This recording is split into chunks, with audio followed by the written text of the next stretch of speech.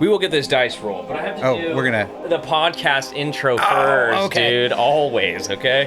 What's up, guys? Welcome to the Grappler's Dilemma podcast. This is your host, Aaron Myers. I'm sitting down for round 2 with Matt Krause. So happy to have you back. First of all, let me say that. And kind of a special time because I've had this bottle of wine with kind of like gothic insignias and stuff on it sitting in my cabinet for a while now, and me and Cody were going to share it when we were playing our VTM game, Vampire the Masquerade. We talked a little bit about our tabletop shenanigans on a previous episode, but happy to be sharing it with you because it was one of those things I was sitting there like kind of staring at me like, I'm not sure what to do with this now, but if I was going to have to share it with anybody, drink it during your podcast, certainly with you, friend. All right. Cheers. Cheers, buddy. Okay, so today's going to be a fun episode. I was just done telling Matt that our last episode was the most downloaded episode we've had so far by tenfold, which is super cool because for me it was like, I went back and re-listened to it. I'm like, that was a really good time. And it was like our first time really hanging out, which is really bizarre. Because I feel like it puts a little pressure. You just told me that right before that. Yeah. I'm like, we're going to, I think it likely had a lot to do with the fact that we were talking about Cody and remembering Cody. Yes. And then this one's going to just bomb. It could happen, dude. But, you never know. You never know. Maybe we're just on the come up right now. Start us something good. Exactly. So anyway, we're going to start off the episode by doing and this was actually something that me and Cody had also talked about doing, but it's doing like an MMA draft. We were going to do like a Mount Rushmore of fighters kind of a thing. But the MMA draft is a little bit more interesting to me. Yeah.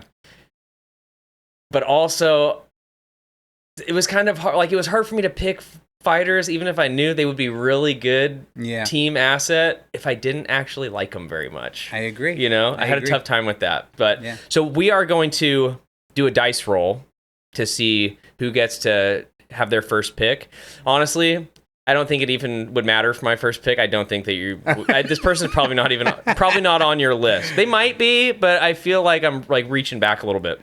That's good. So I got odds. All right. You have evens. Let's see what we got.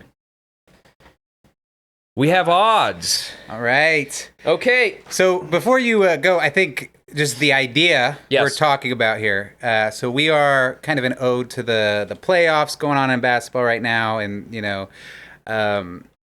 also, one of the pods that Cody and I always would listen to together is the Bill Simmons podcast. They love doing drafts for just like every different kind of. Who's Bill Simmons? He's formerly at ESPN. He has like a Ringer podcast network, but he has just like a bunch of podcasts but like he'll often do like these little like kind of gamey things where they'll do like a draft of the NBA's worst contracts or the best, whatever.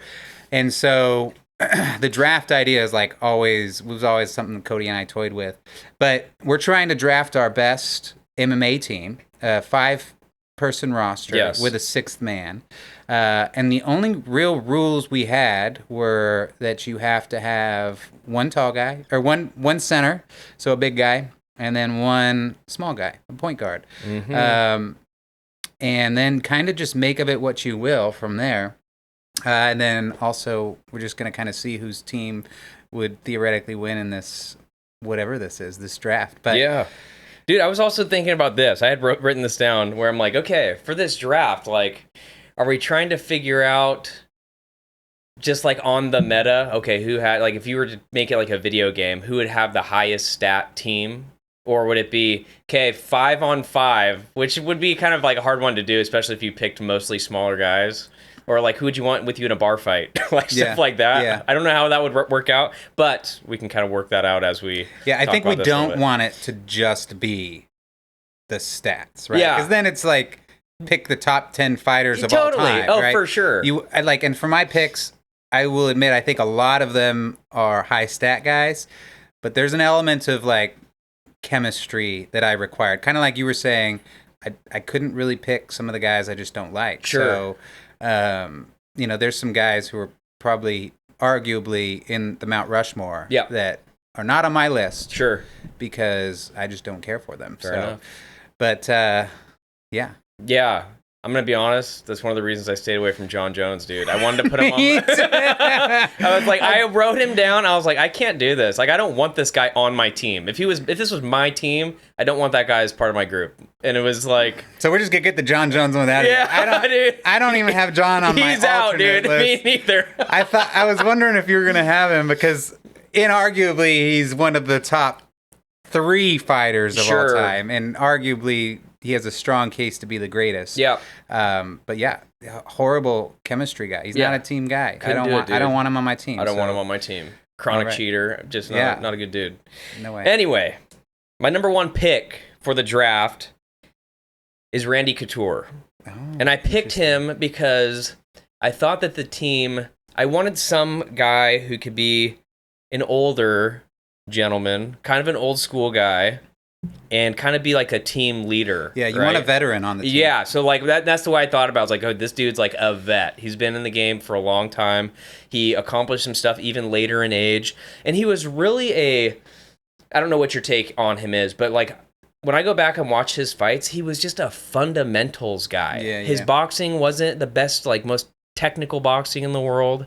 His wrestling was like relatively rudimentary, but it was very rudimentary is not the right word. I would say like very streamlined. Like the stuff he did well, and he wasn't super fancy with it. He just knew mechanically the stuff that he was going to be able to accomplish in the ring. And that's why I really enjoyed him, because you would watch him box and you're like, I could learn how to box like that. I might not be a Floyd Mayweather, but if I were to train for X amount of years, like I could get to that level of proficiency in boxing, right? Certainly not with wrestling, but but again, it wasn't even necessarily his, he was a world champion, all this kind of stuff, but that was almost secondary to the fact that I knew I wanted some type of veteran as part of my team that was going to be able to, by all accounts, good coach, guy who seems to like mesh well and get along with people. You never really hear any drama as far as people not getting along with him. So he was, oddly enough, that was the number 1 guy that jumped into my brain when we first started this. So my number 1 pick is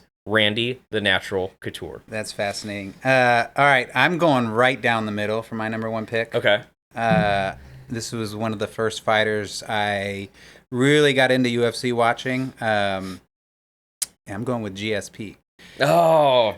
So GSP, I mean, similar, just fundamentals. Like the guy had just such he is so well-rounded, and like he just knew how to get a takedown, throw the right. He just knew the right thing to do at the right time. Super high IQ player. Mm-hmm.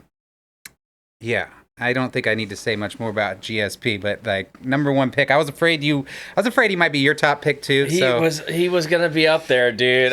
But it is kind of weird because I also had this strategy. Like when me and Cody did the move draft, he was like, you keep on taking all the ones that I wanted. Yeah. But I was being strategic about the order that I was drafting them because I knew they were going to be on both of our lists. That's why I went with him. Yeah, so. That's a good pick. Like, dude, he seems... I think that people point to him as this, but he was like the original mixed martial artist that was truly like a complete fighter. When it came to, his striking was top tier. His grappling was really good. It's like... He was just one of the wrestling guys that, for someone who I think he didn't wrestle at all when he was younger, and then basically getting to the point where he could take anyone down, and was like on the near Canadian Olympic team for wrestling, and that jab he had was just unbelievable. The Superman punch, he just. It's the high IQ. Like he just knew exactly what to do and when to do it. And he's a great team guy. So he strikes me as one of those guys that was part of. Again, like this is obviously my personal opinion, but we had this transitional period from like fighters where it was guys that were like Chuck Liddell, Tito, or even like the Chris Liebens, like just these brawlers, tough dudes that could get in there and like sling some leather, but they weren't super technical. You would never look at them and think professional athlete. But like now, right, you see some fighters, like if he wanted to play in the NFL, he probably had this choice of what he wanted to do, and he happened to choose fighting, right? There's like these guys in there that are just specimens, but St. Pierre was just one of those guys that was like, he felt like the first professional athlete mixed martial artist in my view, as far as the first guy that I recognized as that. I think same. Let me see here. So my number 2, and this is going to go, this is kind of part of the leadership thing and the culture building as well, but another strong wrestler in Daniel Cormier. Damn. Yeah, so I ended up picking Daniel Cormier. Starting out with a couple heavies. I know, dude. Right. I figured. I'm trying to like. Your team might just overpower. Yeah, dude, I'm being strategic here, okay? I'm trying to think my way through this, but I think that, and I'm trying to like. I was kind of thinking like stylistically as well. It's like, okay, if we have all these guys training in the same room, like how would they really? Chris Stone would say. He was talking about, I hate when my guys come in here and they want to do like switch stance stuff. It's like, dude, you already have a sharp sword. Like, why are you trying to hammer out this piece of steel when you already have something that like you already really do well? And so I was thinking like, okay, if I'm building my team around like strong wrestlers, then they will know how to drill and make their wrestling even better and be able to work with each other in that way, because they're going to be able to test each other in their strongest domains of martial ability. And when it came to Cormier, once he went over to I think it was AKA, American Kickboxing, then he came out and he like, oh, dude's got some striking now too. So just a high level athlete where it's like, okay, another guy that can kind of evolve with the team and that kind of stuff. Lot of heart. Totally. Another real high IQ guy. Another guy that seems like a good dude, right? Yeah. You want good dudes for the team. So I think I can't remember if I have all good dudes, but culture was number one for me, dude. I was thinking culture, number one. This is what we need to build. I feel like I may have erred too much on the side of, GOAT status. Okay, fair enough. Which, I'll just go ahead and jump into my second. Probably one of the others who has a real claim to the throne, Khabib. I gotta have Khabib on my team. I mean, I feel like he... it's like, I don't even know what to really say about these guys. It's like their record speaks for itself. Undefeated, and then his successor, Islam Makhachev, is now like the lightweight and maybe welterweight kingpin. But just also really good team player, really smart, and just a dog. One of the best wrestling games. Totally. That Dagestani and like Russian wrestling. I don't know what they're doing different over there, dude. It is different. Yeah. Though. After Bo Nickel goes down against DDR, sure. I wouldn't want to, like, I thought Chimaev was going to just chew him up and spit him out before.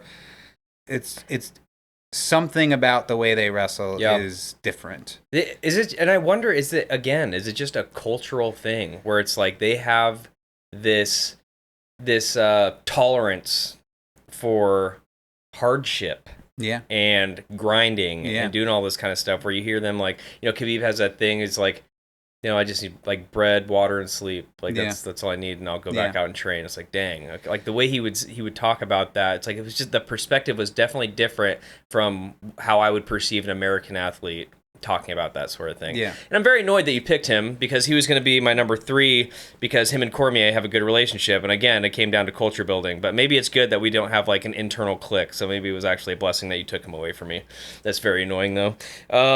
My number, I got to think about who I'd want to go with here. I think I'm going to go with my number 3 as being, we have to have one little guy too, huh?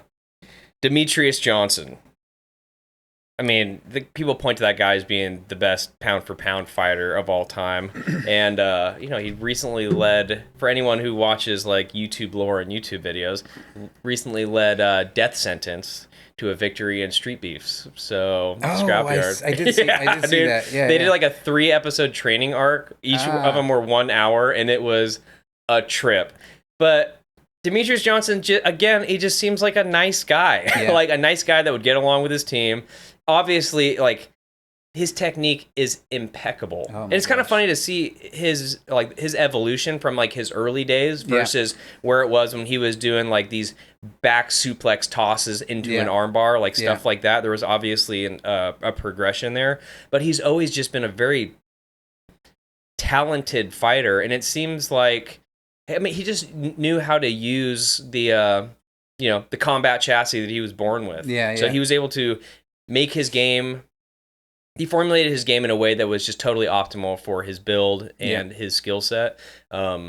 Also local and local. You know, it's like I've been to a couple tournaments. I haven't been to a whole lot of grappling tournaments around here, but seen him at a couple that I've been to. Yeah. Oh yeah. He's always there with his kids, teaching them and helping out, and it's always cool to see him. But yeah, that I think it was against Morales is maybe his name, but the guy who took his belt over in 1FC, that rematch. Yep.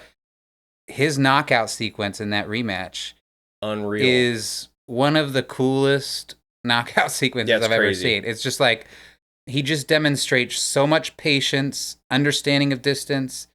It's like a video game. It is a work of art. Yeah. It's amazing. It kind of reminds me of that sequence that's pretty famous with, I can't remember who he was fighting, but Cowboy Cerrone, where he does like the left hand slip punch to the body, comes back up with another left hand, then kicks him in the face, and then finishes him out against the cage with elbows. It's just like, it's like that. It's like you're watching someone enter flow state in real time. Where you're like, oh my gosh, that's exactly. Connor's had some of these. Yeah, too. for sure. Even like the Connor Aldo fight is like, I mean, it's brief, but it's like that same flow state. Yeah, like he just like sees the right slip. Throws the left. It's just like, it's beautiful. It's awesome. That's what puts like the art in martial arts, dude. Totally. Like that is really what it comes down to. And it's kind of a, you know, I guess not everyone can appreciate it unless you're into it. But I feel like even when you see something that high level, even if you're someone who's like not well initiated into the space, you can see that and be like, that's pretty awesome. Like it's really cool to see. So yeah. Anyway, my number 3 is Demetrius Mighty Mouse Johnson. That's a good point guard. You stole my point guard. Hey. Although that was probably the most. I had another one sitting there, but I'm not going to jump the gun yet. I'm filling my center slot here, and I'm going with Fedor. Oh dang! That one didn't even come to my brain. That's a good one. Fedor. So Fedor. I should have looked up his stats and everything before, but I mean, he was, when I started watching martial arts, you know, we didn't get to see much of him because he was fighting elsewhere, but he had a streak where, I don't know if it was like 10, 15 years or something, you know, it's like 20 plus fights. Yep. He was undefeated at heavyweight and, you know, just also orthodox, badass Russian dude. I remember one of the fights that I saw early on was that I think it was against Kevin Randleman. Okay. You see where he gets like suplexed slammed on his head, and his his facial expression doesn't change the whole time. Yeah, the guy is just like the most stoic, calm leader, and I want that guy in my locker room. So yeah, I got Fedor as my big Fedor's guy. A good pick. Man, I'm kind of like annoyed that didn't jump into my brain. Like you said, like we didn't get like a lot of him because he was a Pride guy and he was fighting overseas for the most part. He did some Strike Force, Elite XC. But even by the time he came over to Strike Force, like his reign was kind of over at that point. He was a little bit older. I think he lost to Dan Henderson in one of those first ones, and he was kind of done at that point. But like Fedor's peak, you know, was, and you know, he kind of, the thing keeps coming to my mind is like Nikola Jokic. You know, he kind of, it's like the same kind of like body type. Like doesn't look like an imposing force. Yeah. Well, Fedor he looks like he's imposing, but the physique, when you compare him to like Kevin Randleman in that fight, or some of the heavyweights we got, it's like it doesn't look like this guy would stand a chance, but he does. In the same way, like Jokic, it's like you compare him against like LeBron. It's like LeBron is chiseled out of iron. Yep. And Jokic is unbelievable and just always ready for a fight, always ready for a match. So, Fedor. Yep. Yeah, there's something about those physiques though that those guys can just seem to go. Go. I always remember watching a fight. This was a Strike Force fight it was Phil Baroni, and I think he was fighting Frank Shamrock. And Phil Baroni, like you said, he looked like a chiseled Greek statue. And he gassed out so quick. And I'm like scratching my head. I'm like, but he looks like he should be able to go forever. And then you see guys, again, that are built like Fedor, where it's like, oh, this guy can go forever, actually. Without like slowing pace, which is kind of a fascinating thing. So it was your number 3. My number 4 is going to be Anderson the Spider Silva. And I used to really not like Anderson Silva. And the reason is he knocked out both Chris Lieben and Forrest Griffin, who were guys that I really liked back in the day. And I used to like, his like showboaty stuff, I used to find that super off-putting. Yeah. But the more that I listened to interviews and listened to people talk about him, the more I kind of got the sentiment that the dude's literally just having fun. Yeah. And I was like, so the more that I observed it from that scope, the more I was like, okay, he's just like a high level fighter and he's having fun in there doing his thing. And I had the same aversion when I remember the one fight. It was like the Damian Maia fight. Okay. And he just like starts toying with him and like playing around. I think he like almost gets caught towards the end of the fight after doing this. But that really left like a bad taste. Sure. And then at the time I was like really annoyed that like I had this thought that, he's making all this money in America and he doesn't even bother to learn English. Sure. Like, I certainly could care less about those things at this point. But like at the time. Are you sure? I think I haven't thought about it for a while. Yeah. But I'm thinking, it's like there's a lot of guys like Poetan or something who they don't talk English and it doesn't bother me at all. Yeah. But yeah, the showboating used to get me. But I likewise, I think I have a much greater appreciation for Silva now. I think he's aged on me pretty well. Same here. He was also on my list, but I think he was an alternate, so I wasn't. And he brought Steven Seagal in, and apparently it was kind of like as a joke, which I find to be the highest tier in comedy. Yeah. So I was like, okay, you can get a pass. Yeah, that's great. All right, my fourth pick. Right down the pipe again. I'm going Alexander Volkanovski. Okay, yeah, he was my alternate for Demetrius Johnson. Same. Yeah. I had them both. Volk is. I'm gonna save who. Yeah, he's one of my two favorite fighters for the last like 5 years. Like I just really love that dude's attitude, his spirit, his fighting style. He's just a dog. He's good everywhere. He just seems to have a great personality and like I don't know. I just love Volk. Seems like a good dude. I hate that every fight he's in now. His last one was the Diego Lopez. Yes. He reclaimed the belt, and it's like every shot he takes, I'm just afraid he's gonna drop. Yep. And I just find myself on the edge of my seat. Did Volk win that fight? Yeah, Volk won. Oh man! Volk reclaimed his belt, but and Volk put on a masterclass.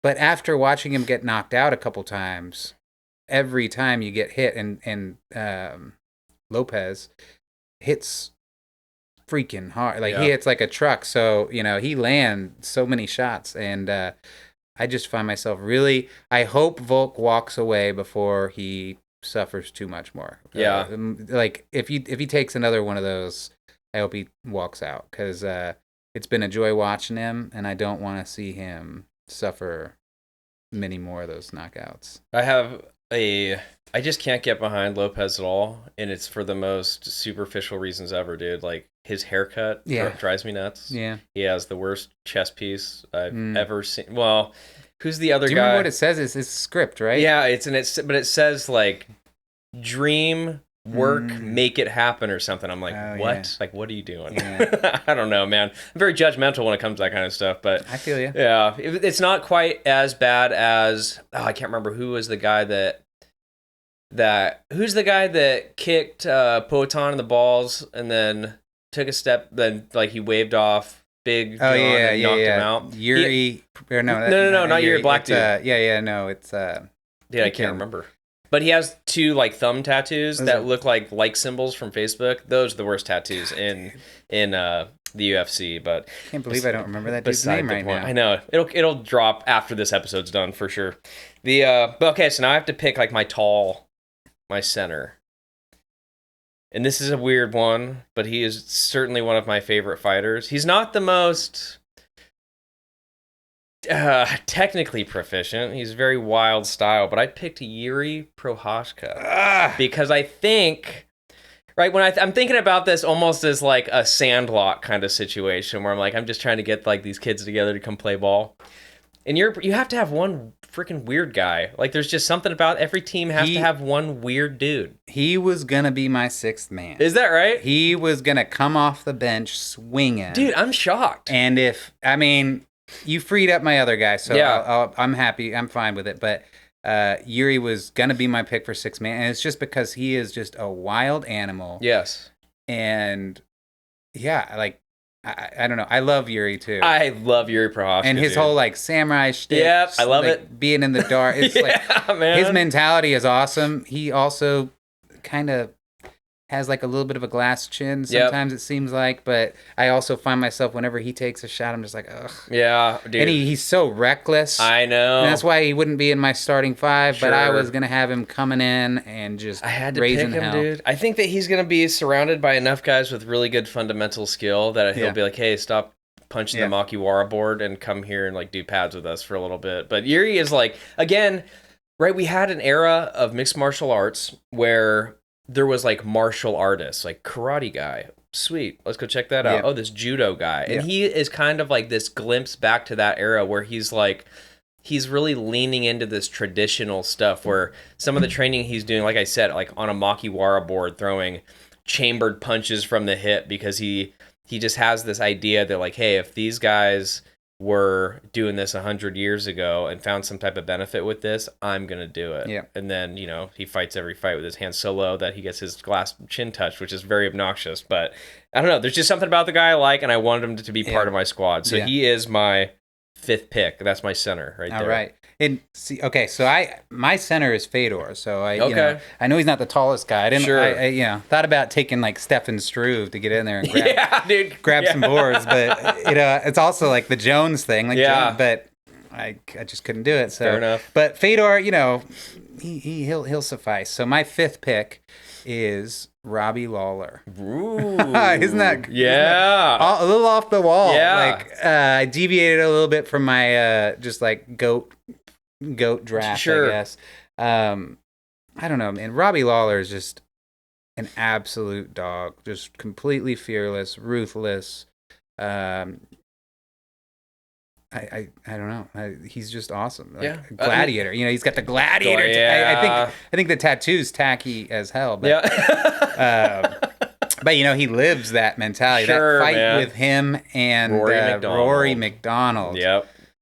Oh, if for some reason you haven't seen that fight, like that Rory, was it the second one? That was their second. I think it was the second one. Yeah, I couldn't imagine they fought again after that. No, because I know that after that fight, Rory McDonald is like in interviews says like that it took that fighting spirit out of me, where he was like, that's kind of the reason he started like, you know what, I think I'm kind of done with this. I think he had a couple fights afterward, but he said he recognized that like that war, sometimes I wonder if, right, when you have fighters that like they're chasing something and what he wanted was like, he kind of proved to himself like, oh, okay, like that guy took some punishment, dude, with that broken nose, totally flattened to his face. And the thing that took him out was like just one final, not even the hardest shot in the world, final touch to the face where he was like, it was like his body just shut down. He could not physically keep going. There's a pretty rough video. If you can watch, it's like Rory right after the fight, and there's like the medical staff's in there trying to clean him up, and and they like kind of sit him up, and I think there's like a lady in there kind of like patting him down or something, and like his body just like it's like the life just like leaves him, and he just like collapses. It's like a haunting. It's a haunting video to watch, because it's like you're saying, like it took the fighting spirit out of him. Yeah. You can like literally see it leave his body. He said he didn't want to hurt people anymore. Oh, that was like, that's how he articulated it. He's like, I just realized I didn't want to hurt people anymore. I'm like, yeah. And there's something very profound to that. Not that this necessarily, the draft is supposed to be leading to that kind of conversation, but like the idea of sustaining so much pain and torment that you're like, I don't want to do this to anybody else. I don't want anybody else to have to go through this, especially at my hand. And maybe that's not necessarily his sentiment, but like what I grasp listening to him talk about it, that's what I take away from the way he discusses it. Yeah. So now we have our sixth man. I think this is going to be hard. I hope you don't take my guy. I don't think I'm going to take him. I have two guys down here, and I'll tell you what both of them are, but I know who I'm going to pick. Well, it's kind of a weird thing. So Chuck Liddell, I would identify him as like, I would probably say he's my favorite fighter of all time. Nice. And because I was like the first guy. I mean, he was just had everything. He had the look. I always gravitated towards like roughneck, blue collar seeming guys because they seemed like, I don't know, there was something about the reason that they were in there, like it was a different purpose than someone who's going in there because like, oh, I'm a good athlete and I just want to go in there and test my ability. He's like, no, the dude just liked to fight. That's what I gathered from him. And so he was like my favorite fighter. But there's one fighter specifically that really got me into jiu-jitsu. And his style of jiu-jitsu was what was like, oh man, so you can be a big dude and like do this stuff too. And that was Frank Mir. Gosh. So Frank Mir is my number 6, and I'll tell you, like the what got me into Frank Mir was watching the Brock Lesnar fight where he knee barred Brock Lesnar from the bottom. He like opens his legs real big, spins up under him, secures the leg, hits him with a knee bar, and I remember seeing that thinking like I've never seen a guy that big move like that. And then I got into his like I just went down the rabbit hole of like watching all of his fights and seeing his jiu-jitsu. And his style of jiu-jitsu, there was something about it that was like, it was technical, but it was like, I don't know, there was something like brawler-esque about it, where it felt more like, there was the artistic side of it, I didn't necessarily see a lot of the time. It was just a lot of like technical proficiency, like he knew how to hurt people, and the way that he approached the game, where it was like, hey, the only thing I need to break someone's snap someone is a lever, a fulcrum, and a pivot point, right? Kind of like you were talking about Big Nate last week. Yeah. It's like the heavyweight guys, it's not that they're without technique. Like there's the technique there, but then the technique plus the amount of force that they're able to generate. Yes. It's just so much more devastating. Oh, totally, dude. Like you see him, like when he hits a Kimura, it's just like... A Kimura from oh my gosh, dude. Deadly. And I can't remember who, like, there's one guy I have in my head specific. Was it Nogueira's arm that he broke? Nogueira, right? He like broke the elbow. And man, that's a haunting image too, dude. If anyone wants to go watch a fight where it's like you kind of clench your butt a little bit, like when you see it break off like that and it's just kind of noodly, really gross. But yeah, that was the first guy. Like, of course, I could point to someone like Hoist Gracie or whatever from the originals, but Frank Mir was the first time that I saw a guy that big, like, oh, he's really leaning into jiu-jitsu and grappling. And again, kind of like Randy Couture, like just really fundamentally sound boxing. Nothing super like crazy or anything like that. He had a grasp of the basics. And so he used that fundamental boxing to set up his grappling game, and then he was like just submitting people. I love that. So he is my number 6. Sixth man. Guy. He's my 6th man. I was kind of surprised you didn't grab my guy, but my 6th man is Justin Gaethje. No, yeah. Who, along with Volk, those two have been kind of my favorite fighters for a long time. Okay. I really love Gaethje. I mean, I don't know. I feel like all these guys that I chose are just dogs. Yeah. I think that's kind of what I was going for. I want that dog mentality in my team. Gaethje, he's never been at the top, but he's been real close. Yeah. He's a high character guy from everything you can see. And he's always going to go out there and just like put on a show. He'll come in for like 10 minutes. Yep. And take 20 shots and just, put on a show and get the crowd going. I loved, like, when I got back into fighting and taking a few fights in my 30s, I would get, like, really pumped up listening to just Justin Gaethje's post-fight press conferences. Really? Like, I love those. Like, you were talking about the blue-collar thing. He's just, like, a hard-working blue-collar guy. Yep. With no quit in him. And, I love truly Gaethje. No quit. Like that.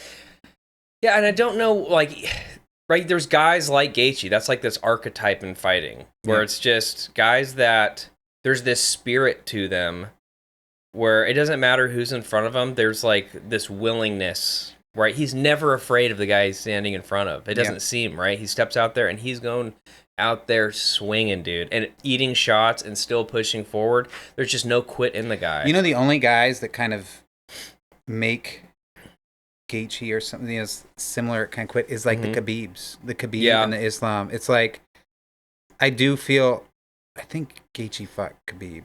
I can't remember. I may be thinking like Poirier too, but at any rate, like it's kind of like the same thing. Like these guys are like fearless, and then I've seen those fearless dudes get in with Khabib or Islam, and then there's like a change. Yes. It's like something about the final boss, those particular ones, like changes it for them. Yes. But yeah, so let's do a quick recap. And you got a big old team. I do got a big old team. I'm gonna be testing Fedor's ability to grab some boards. But I think we both had like kind of interesting chemistry picks. Like sure. But yeah, go ahead and go through your team again real quick. Yeah, so I had Randy Couture, Daniel Cormier, Demetrius Johnson, Anderson Silva, 3, 4, Yuri Prohaska, and Frank Mir. And I had GSP, Khabib, Fedor, Volk, Robbie Lawler, and Gaethje. That's funny. I basically got my whole draft. I had kind of settled on Yuri for my 6 man and DJ for my small guy, but I had both those others as alternates, so I pretty much got everyone I want. Yeah, you took Khabib and St. Pierre for me. Those guys were... That's why I front-loaded them. Yeah, front-loaded them. Those were guys that I was really I think your strategy in this draft was not as good, dude. Listen, I definitely You're not drafting against Cody anymore. Dude, I definitely won with Cody, and he acknowledged that. However, I'm not so sure. I don't feel quite as confident. You know, with Cody, if we had done this, he would have taken like Tony Ferguson with his first one. It's like, dude, no one's going to take Tony Ferguson. I know, dude. Yeah. Pre-trip or post-trip, Wait for your 5th pick or your 6th man. Like, don't blow your first draft on Tony. That's hilarious. Yeah, it'd be funny. Like, okay, what would his strategy be? But I think it's right. He's like, I'm just going to go for the guys that I like. I don't care. I think that's why Cody loses these drafts. Oh, dude, that's totally right. Strategy. Yeah. No strategy with your timing. You have to play the meta game, dude. It's not just about picking who you want to pick. But, okay. So that was almost, we're going to call that half the episode, was talking about that draft, which is great. But the real meat and potatoes of this episode is we wanted to talk about how jiu-jitsu, and maybe like martial arts in general, right, is analogous to our experience, the way we experience life. And I think that can be a very, that is a topic that's probably been discussed ad nauseum, right? It's like when you read any of the old literature on classical martial arts and stuff, that's always going to be part of the discussion. There's going to be some excerpt in there that's going to talk about how stuff is, you have the whole, like, all the Bruce Lee people, which is hilarious because you were wearing a Bruce Lee shirt, but, like, people talk about, the idea of being water that can flow or can crash is not just an indication of how you should be fighting, but kind of how you should be living your life, right? There's someone may have that exact thing written down here. Yeah. It's like so we were talking, it's like the 5 principles or lessons, however you kind of want to take it, that from martial arts that we've gleaned that have affected us or that we kind of apply to life.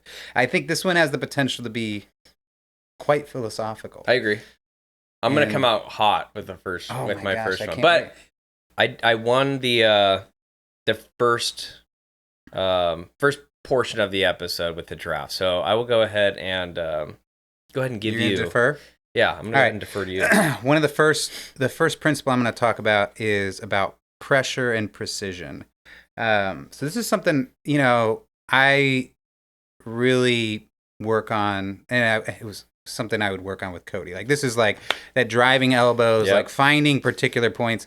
I think one of the things I really am into kind of is like understanding the human body and like knowing where all the points are that like I can apply pressure. It's like I really like massages and stuff, but like part of like the shadow part of the massage, it's like learning how, to elicit reactions in different points, right? So it's like all these like pressure points and everything. And so when I'm rolling, I find that like people often go maybe like 90% or something, I think you and Cody had spoken about it earlier about how you just like Zach had told you, it's like just be meaner or something, right? Totally. And I try and work with people on that too, where you just like drive your elbows into me, like really try and get used to like generating pressure and force on like precise points. And I find, there was one guy I was talking to about it with, and I rolled with him last time for the first time in a while. And the first thing he said was like, he said something about, all right, like pressure, like, really do something. And then like he spent the whole time just like driving his elbows into my face and stuff. Personally, that's like my love language. Like I love when people do that. Yeah. Like it's weird. It's just like that trying to cause pain in that manner, like just makes me happy. Gotcha. But what was funny is this kid, or he's a guy, but he was like spending all this time trying to do the thing I was talking about, which was like driving the elbows and stuff. And he was doing it all in like the face and trying to cause pain, but it wasn't doing anything because he wasn't doing it precisely, right? He was just like doing this. And I think pressure, has, when something is like highly pressurized, right? It's like, it gets to a point where it either like breaks or there's like a release valve and like that pressure can kind of like exit. And I think in martial arts and jiu-jitsu, like one of the things I try and do is like you apply pressure to a point I do it to elicit a reaction, right? Sure. Like, so I will like just drive the elbow into like the chin or the neck or the, in the ribs or something. But it's not just I'm applying pressure to do that. Like I'm doing that to get your arm or to get you to like react in a certain way. And so everything kind of has to have a purpose. I love this Connor quote is like from Pete Connor. Timing beats speed and precision beats power. It's like one of my favorite like Connor quotes. And, the timing beats speed, it's like, it's not about going fast. It's about doing something at the right time. Mm-hmm.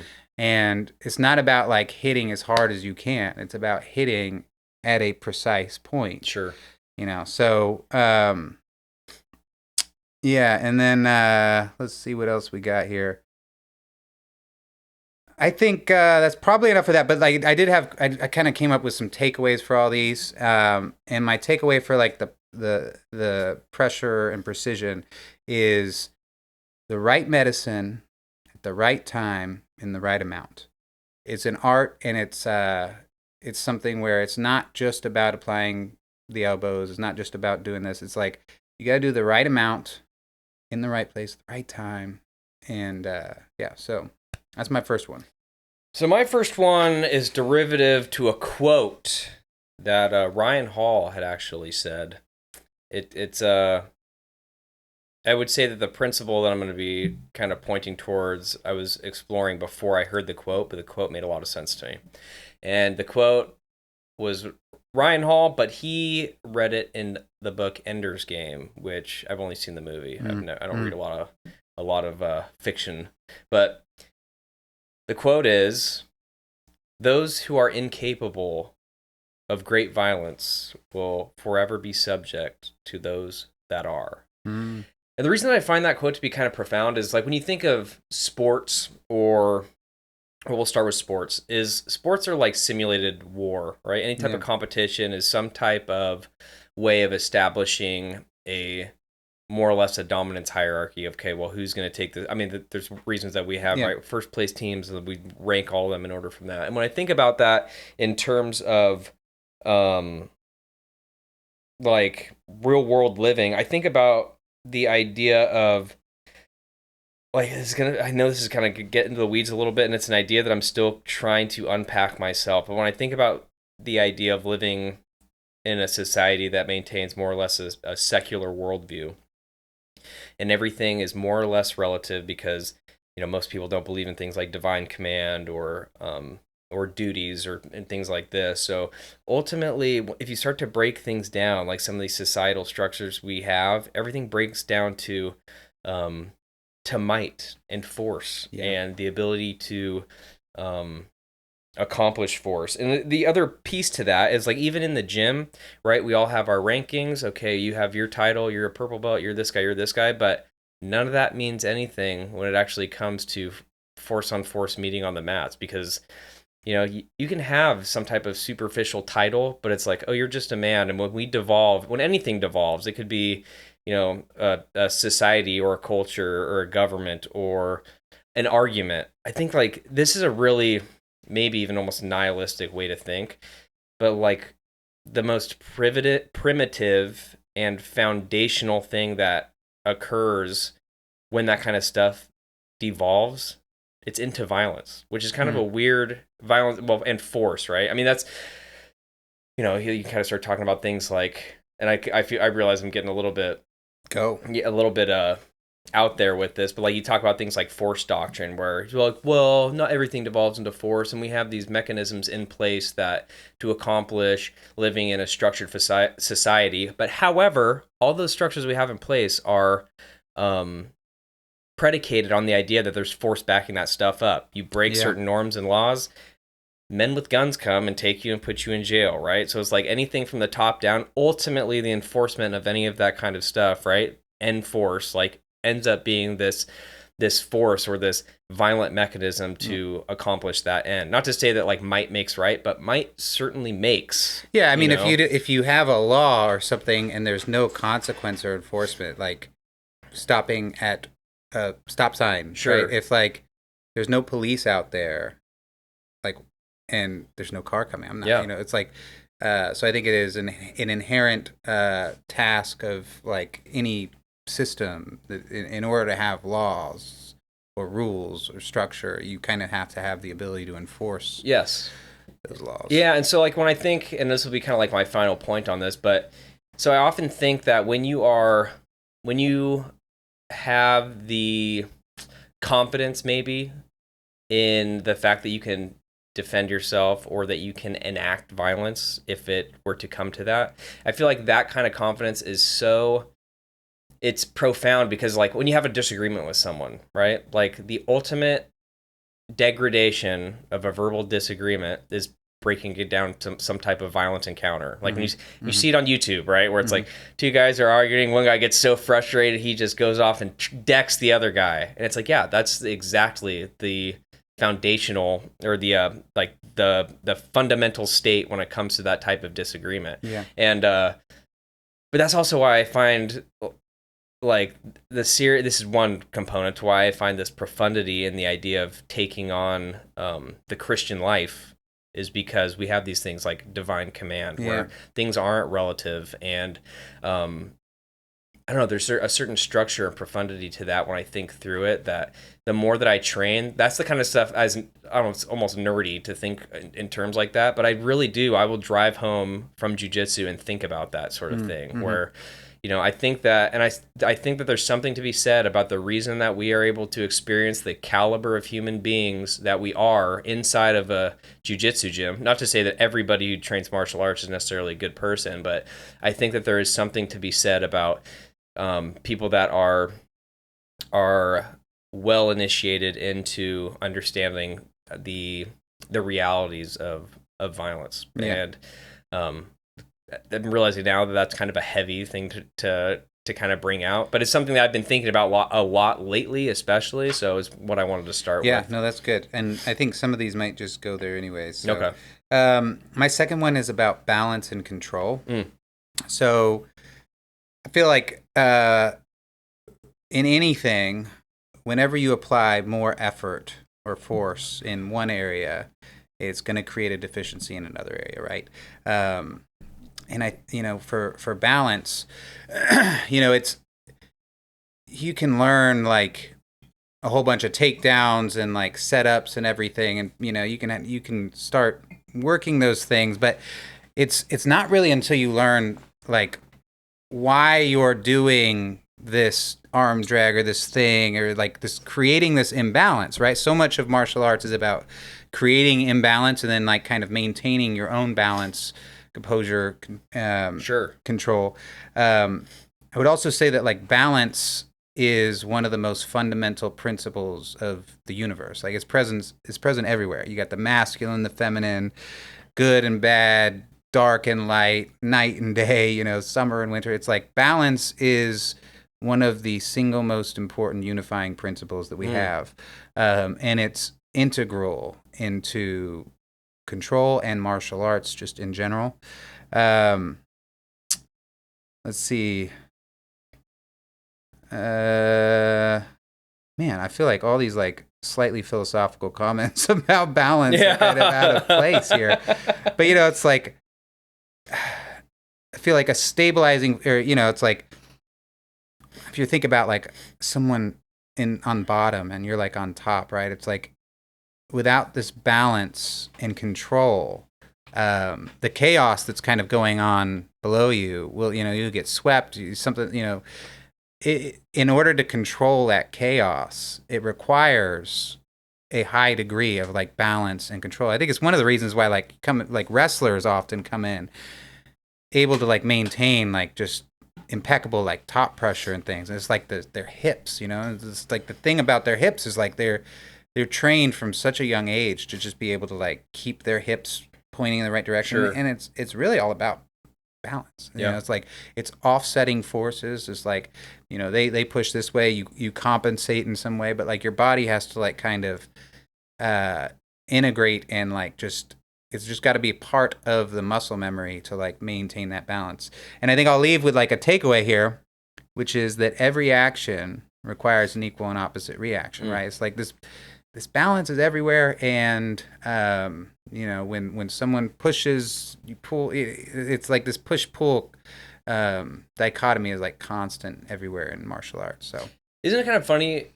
Funny might not be the right word, but that balance, it seems like something that should be so innate. Like if you were to ask someone, if you were to ask a lot of people, I'll say that, like, do you have good balance? Do you think you'd be able to stay on top of someone if like they were trying to wrestle and get up? You'd almost always hear like, yeah, for sure, dude. It's like you just have to pretty much lay on them. Like it's like, how hard could that possibly be?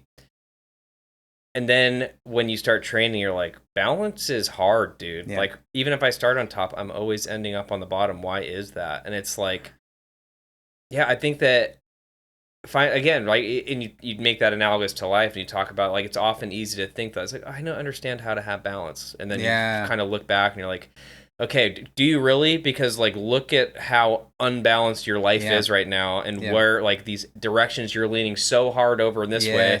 And, like, with balance, like if you're leaning super hard in one direction and you're getting pulled, you're going to be pulled further in that direction, and you're neglecting all this stuff over here. And it's like when you're on top, you're so often having to like kind of keep your posts in certain places and like everything, and on bottom kind of trying to remove certain posts and everything. And I think in life, I think we take some of these posts and these pillars for granted, and it's like it only takes like a little, it's like sometimes you don't know how firm some of these posts are. Sure. It's like granted you have both hands planted on the mat, but it just takes like a little amount of force maybe to like pull this particular post off, and then you're completely out of balance, and you're going for a ride. Totally. So I think I think we often just get comfortable with the four posts we have, and life comes across and like chops one of them down a couple inches, and it's like, damn, we'll see how well you stand. Sure. When life comes and like does what life does. Sure. And which is hand you things you didn't expect. Yep. And you weren't ready for. Yeah. Or you were leaning on a post so heavily that you didn't realize like that was the integral thing, because you hadn't balanced it out with this other stuff that you're supposed to be balancing it out with. So when you lose it, and I actually think about this a lot.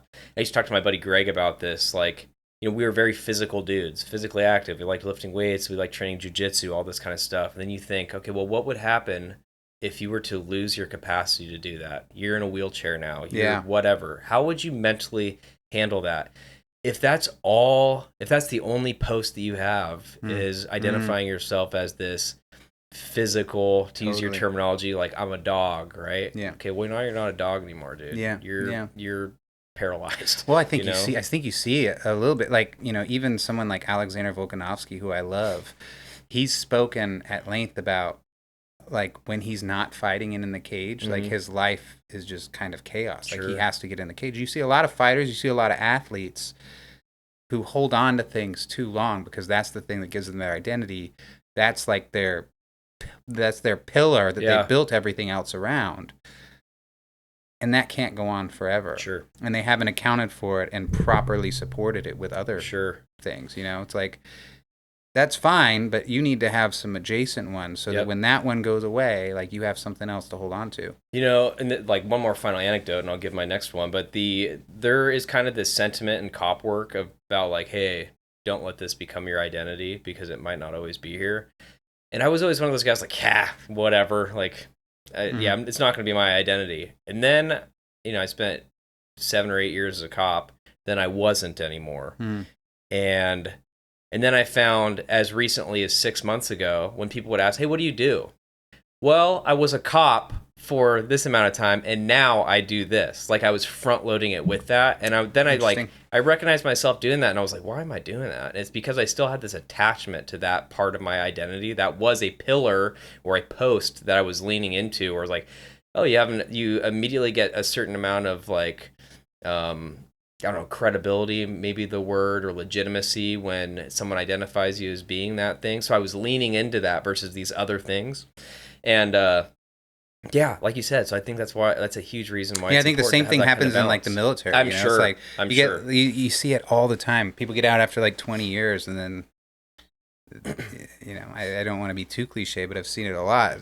It's like you just put on a bunch of weight. Dude, it's like you just kind of like spin your wheels. It's like you've identified yourself as this person, and now you're not. Yep. What are you gonna do? Oh man, there was guys that, like, didn't retire even though they could have, to the point where they were losing money by not retiring because if they were collecting their retirement, they would have been making more money than they were hourly working as a cop, but like they couldn't let it go. Yeah. And man, there's just something so, I don't know, it's kind of a somber feeling when I think about people being in that position, because that certainly could have been me. Yeah. And I feel like it was it was a blessing that it was like, no, it's time to find this new path, because it made me do this reassessment of who I was as a human being and the things that I identified myself as.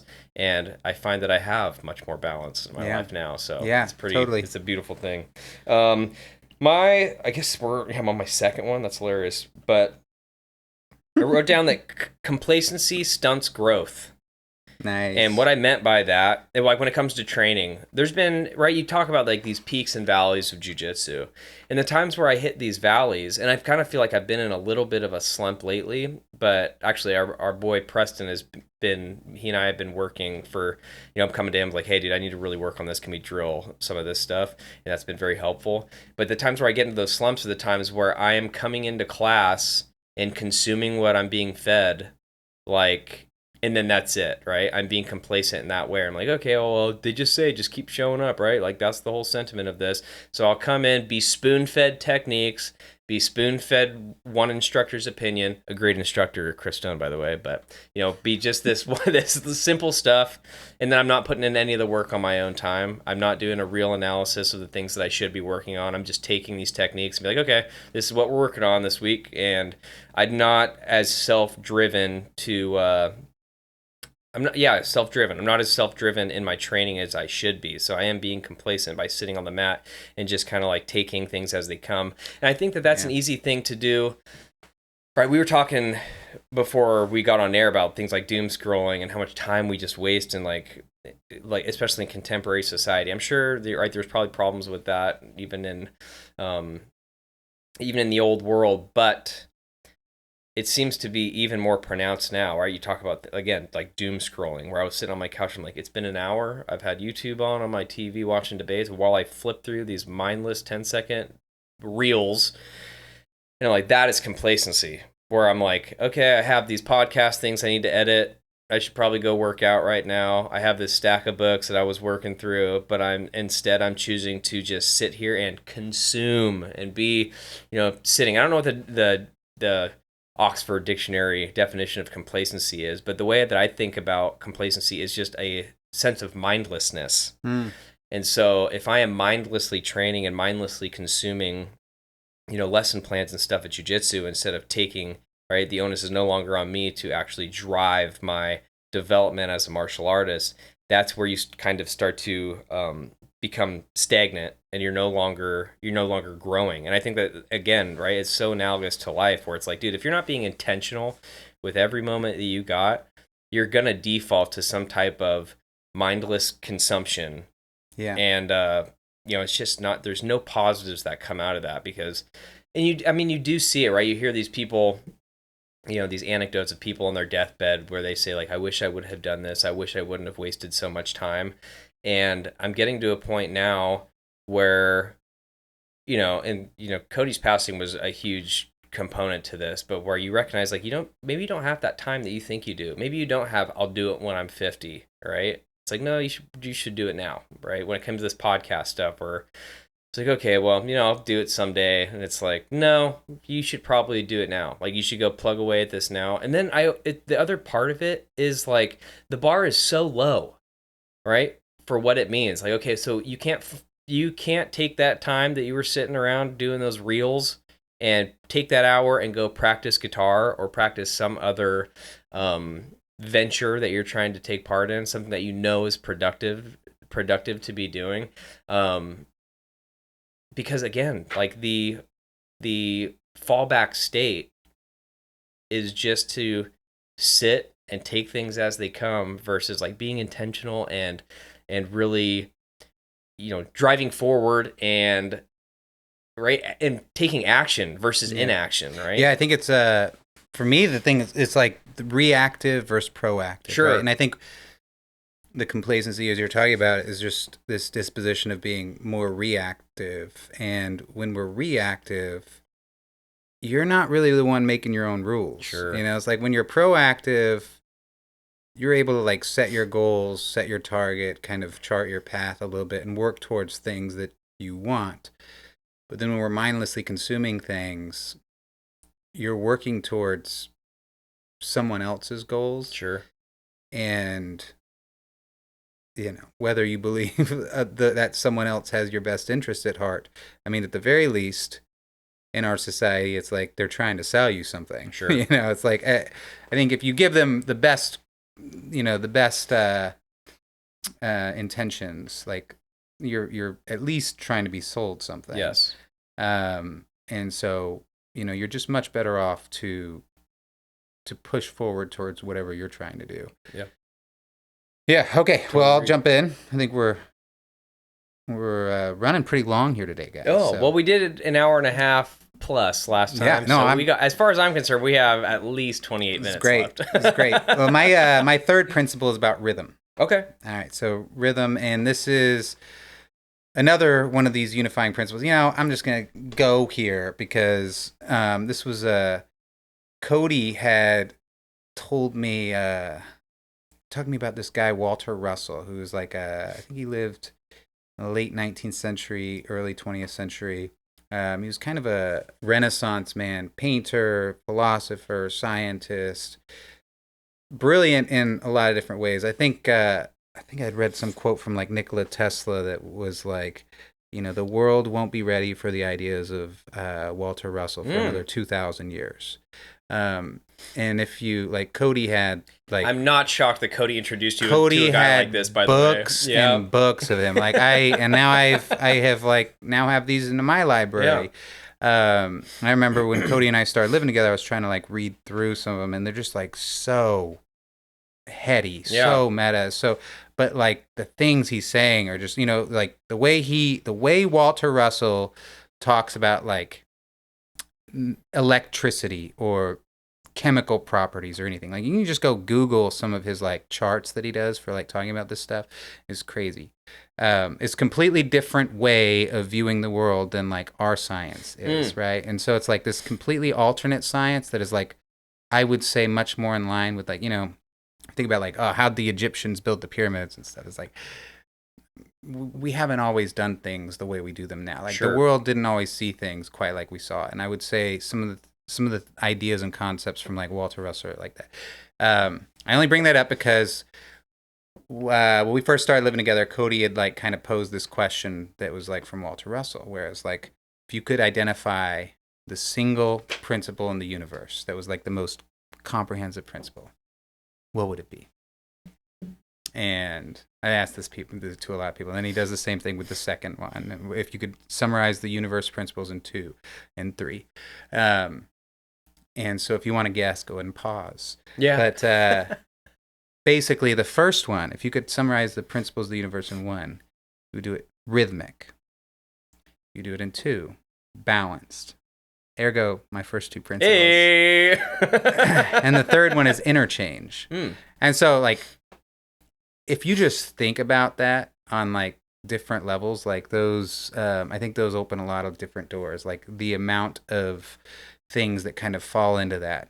For rhythm, it's like, you know, like the seasons, and like think about how electricity and sound and all this stuff travels along like these waves, these like highs and lows. Like you have these highs in life and these lows. You have these highs in training, these lows in training, you know, it's like, and then with fighting, you know, I think like everything kind of has this rhythm. You know, I think particularly maybe more in striking, you know, it's like you kind of bopping around, moving and stuff. You kind of have to like find this like rhythm. But then Bruce Lee will talk about kind of the final boss level of rhythm, which is broken rhythm. You know, it's like, so you kind of get to the point where you can, you kind of have like a rhythm and a style of your own. And then like that final boss level is breaking it, which I think is like this really cool concept. And for some reason, when I think of this, like I always think of like Kyrie Irving. Like if you watch Kyrie or people like him, right? It's like the thing that makes him so unique, and he's probably one of the greatest ball handlers in the NBA, in NBA history. And what's cool about it is like there's all these like hesitations and things, right? It's like you get moving in one direction, there's like this thing, and then it's like it breaks, and then it's like this other thing, right? And so it's the same way with like fighting and like striking, and you kind of get into like if you just kind of keep bobbing and ducking and moving like on the same rhythm, like someone will kind of pick that up. Sure. And there's like this art in kind of like shifting and moving. It's like you find a rhythm and then you like break it. And then just to go a little deeper, I hope these are applicable. They were applicable in my mind, but I'm currently going through this like these military classes like history. But so one of the things I had to do over the last couple of weeks was like all these like readings on Clausewitz and Sun Tzu, and so I pulled a few. I think for my next couple, there's gonna be a couple, but here's a few like Sun Tzu quotes from The Art of War. There are no more than 5 musical notes, yet the combination of these 5 give rise to those more melodies than can ever be heard. There are not more than 5 primary colors, blue, yellow, red, white, and black, yet in combination they produce more hues than can ever be seen. There are not more than 5 cardinal tastes, sour, acrid, salt, sweet, and bitter, yet combinations of them yield more flavors than can ever be salted. The 5 elements, water, fire, wood, metal, and earth, are not always equally predominant. The 4 seasons make way for each other in turn. There are short days and long. The moon has its periods of waning and waxing. And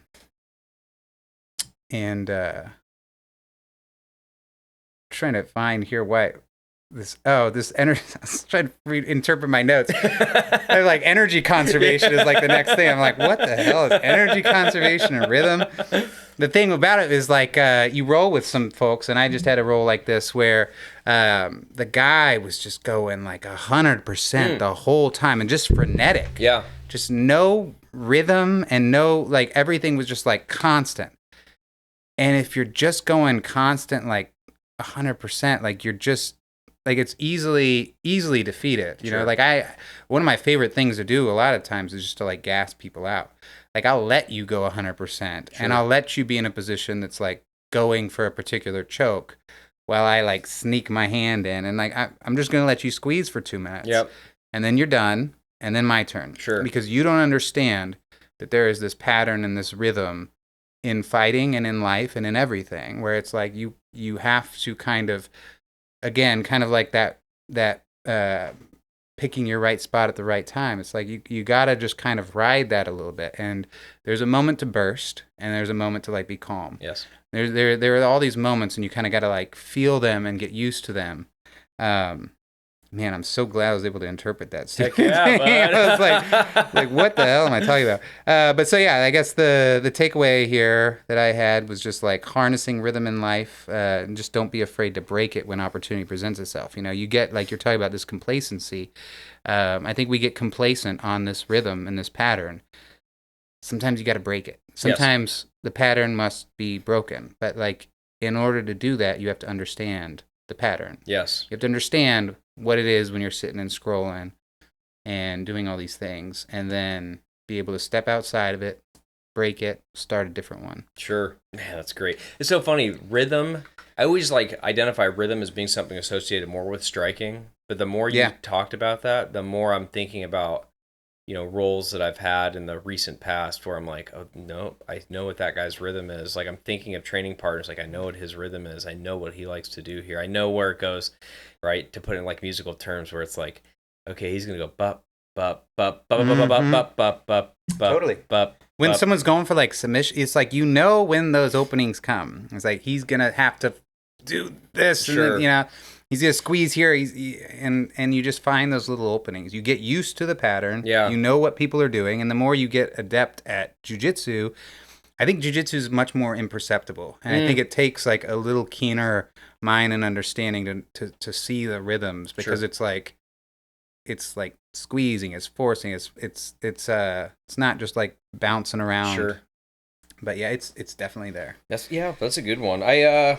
So this is one that I put down, and that is, there's a time to lead and there's a time to follow. Nice. And that's damn similar. Yeah, for sure. That's similar. For sure. And yeah, dude, absolutely. Right. There's a time to follow and there's a time to lead. And I always think about times where it's like, where Chris is teaching class and it's like, hey, this is my time to be sitting here and listening, taking in some information from a guy that has much more wisdom and know-how than me. And then, okay, now I'm training with this white belt who doesn't really know anything. It's like, hey, now it's my time to take more of this leadership position. And then sometimes it's like, oh, there's this guy who's a lower rank than me, but he's way more proficient in this thing. This is where his skill set lies, that where I might have more of a shortcoming. And sometimes those are the times where it's the hardest time to recognize when it's time to kind of like follow and take instruction. And I find that, right, if we're going to make that, again, analogous to life, there's times where, it's easy for me to point to things like in law enforcement because there is this leadership structure there. But there are times where it's like, I can't believe I'm having to listen to this guy. Or some guy, either I didn't particularly like him or didn't like the way his style of doing police work or whatever it may be. But I also recognized that he had a skill set that I didn't really have. And so at least in this narrow lane, this is a time where I need to be listening to this guy, no matter how much it pains me, right?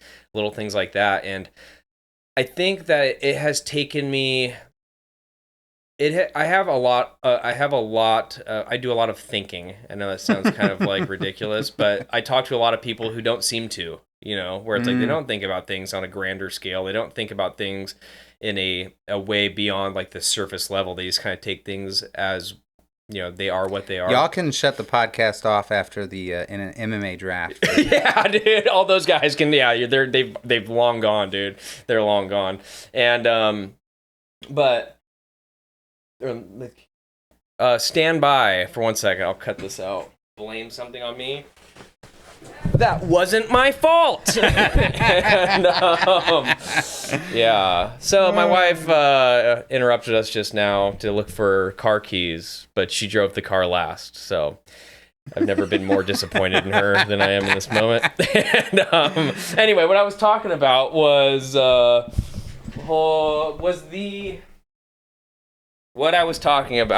idea that there's time to lead and there's time to follow.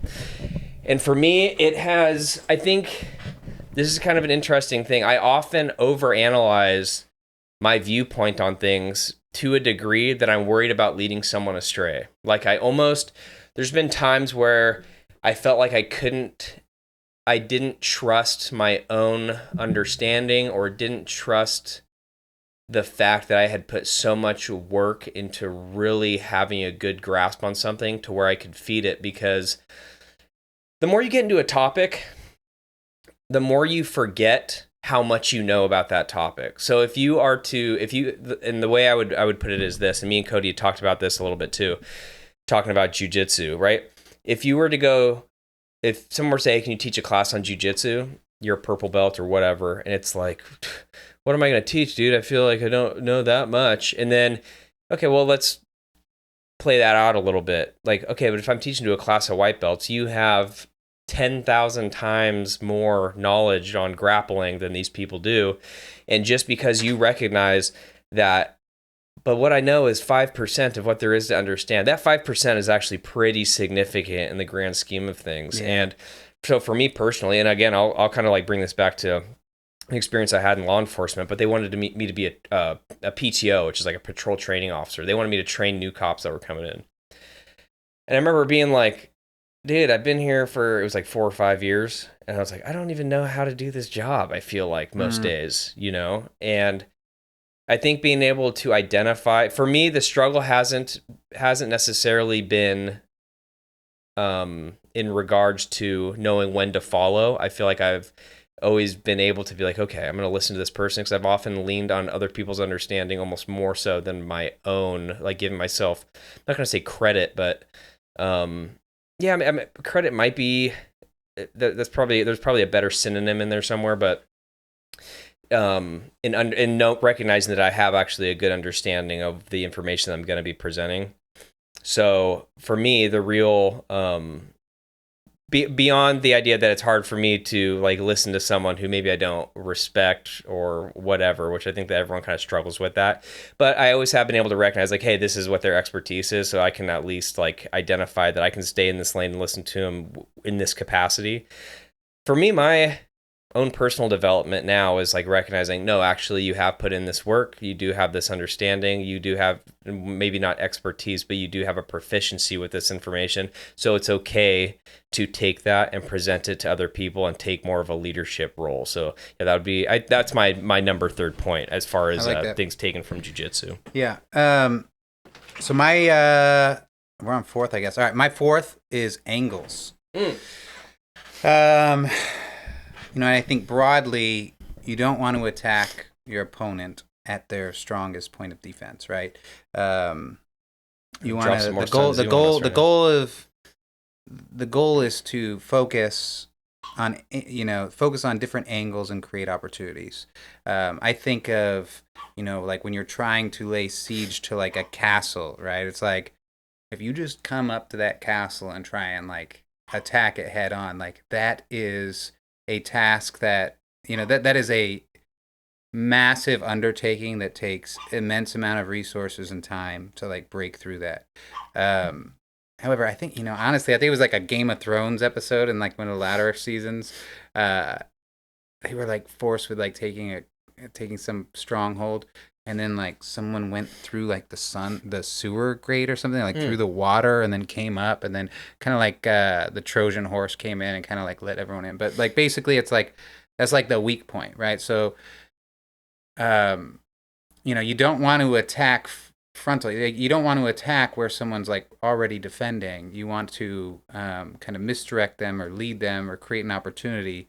A lot of times that's through like with me, like if I'm kind of like with the pressure thing, if I'm going for something, I'll like, you set it up with something else. And oftentimes the higher you go, it's like you'll set up a couple things. You'll like kind of chain things together, all with the purpose of giving you the proper angle that you wouldn't otherwise be able to get for the thing you're actually trying to get. It's like if I'm trying to go for like a triangle or something, some arm bar, like I often find those even on like white or blue belts, it's like those can be pretty hard to get just if you're going directly at it. So you kind of have to go at something else first and come back and go with the thing you're asking for. I have a couple Sun Tzu little lines. I figured this one would have some Sun Tzu too. Attack him where he is unprepared. Appear where you are not expected. So in war, the way is to avoid what is strong and to strike at what is weak. So, yeah, I think in martial arts, there's a lot of like feints, different movements, like we said, chaining things together, applying pressure. All this stuff can be used to kind of misdirect, mislead, kind of open up. It's really all about like opening doors that you are really seeking, but not just going straight forward. And I had like this thought while I was kind of writing some stuff down for this on a different level. It's like, have you ever tried to convince someone something and like change their opinion? It's like, yeah, oh my God, dude, like try and get someone to change their perspective on something, especially like nowadays. Like you attack that thing head on, you're just going to be met with like so much defense. You really kind of have to go and approach it from completely different angles. By overwhelming them with internet memes. Overwhelming them with internet social memes. Media. God, memes are so great. I don't know why people aren't more influenced by the memes I send. I think this is actually, I decided I wasn't going to get you banned off of YouTube and Spotify, so like I'm gonna try and keep. But like we go to Rumble, dude. We're all this good. is exactly how like propaganda and like psychological warfare works as well. It's like companies, marketers, they target vulnerabilities and soft spots in like our perception. It's like they like lead you to believe you're watching like Taylor Swift or something. It's like you're watching this thing that seems innocuous or whatever, and then they're really shaping you and leading you towards this other thing. It's like it's this whole element of like misdirection. Have you ever read Edward Bernays' Propaganda? I was looking up Edward Bernays for this exact. I love it, dude. I think I was even gonna like bring up a quote from Edward Bernays in this, but I didn't take one down. But I was Wikipediaing him because I'm realizing if someone were to see my personal library, dude, they would start worrying about me really bad.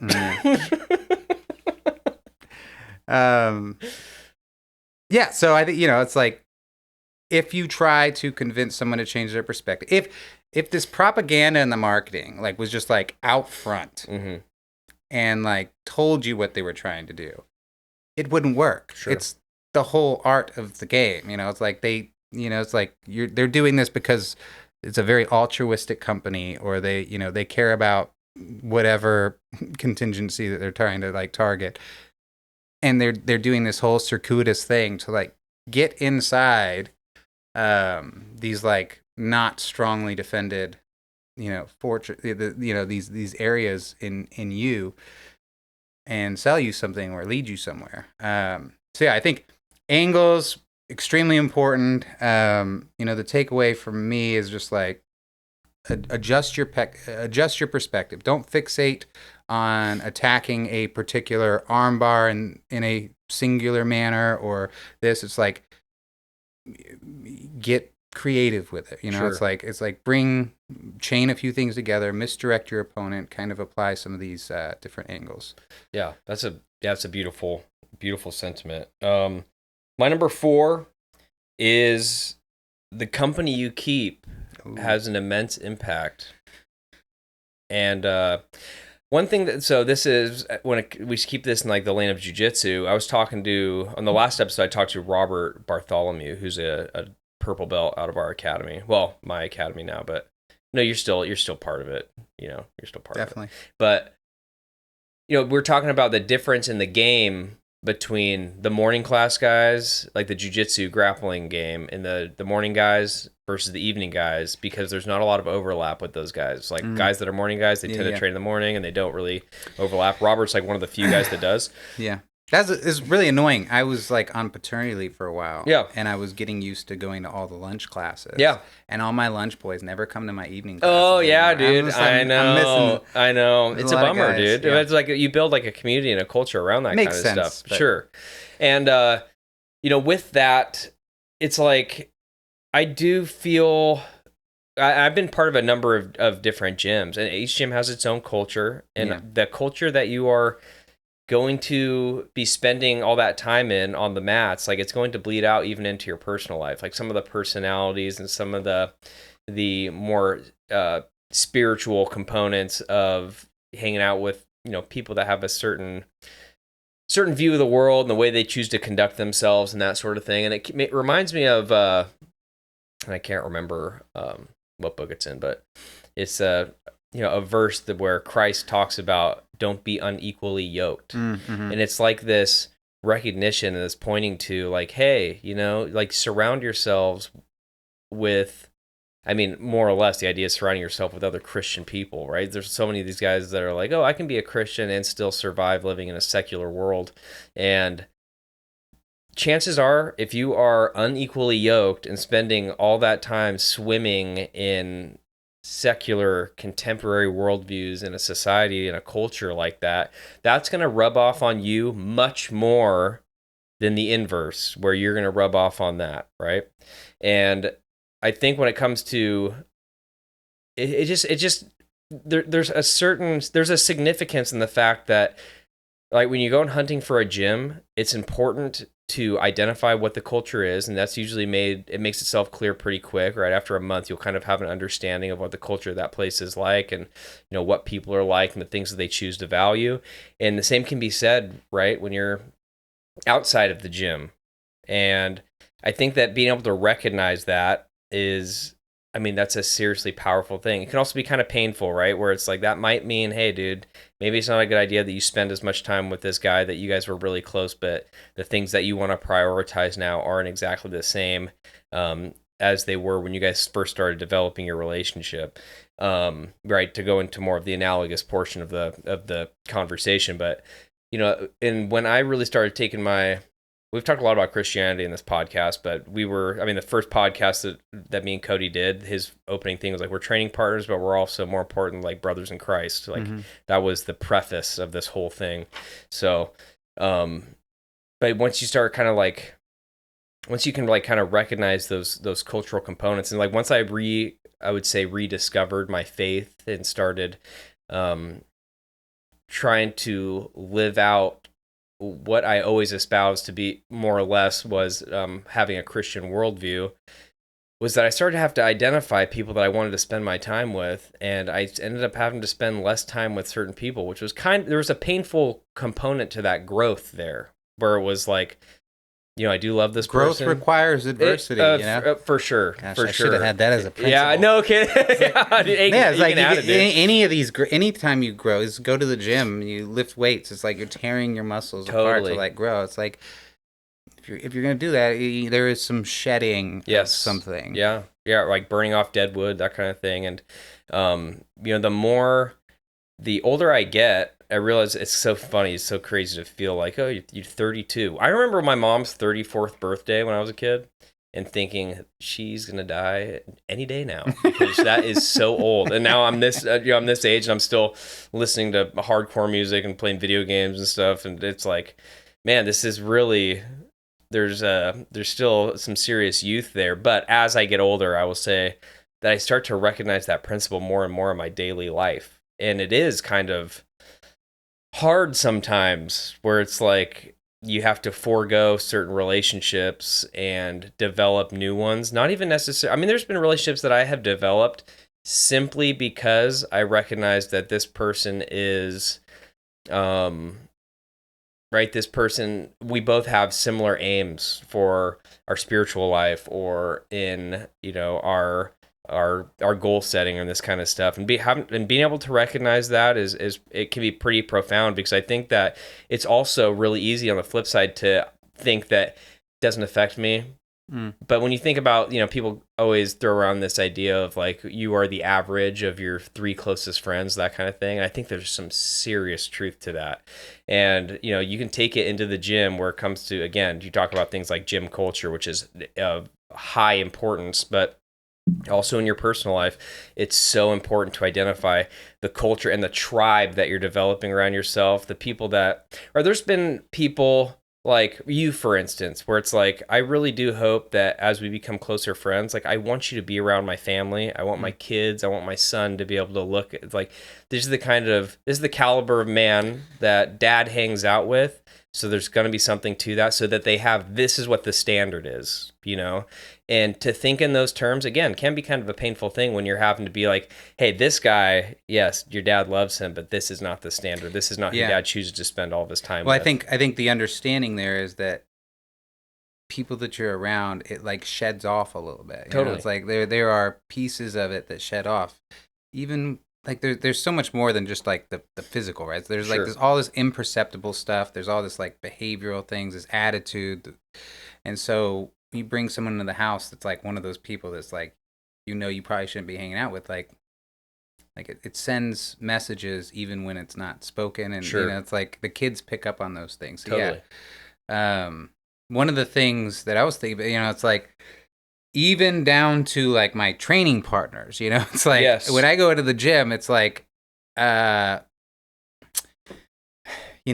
I often get kind of paired up for like stuff. Like I try and just kind of like let the chips fall and like not like go pick my own train partner a lot of the times. Like back when I was like training with Cody, I would do like you to do. It's like I'd just go right for Cody. Yeah, totally.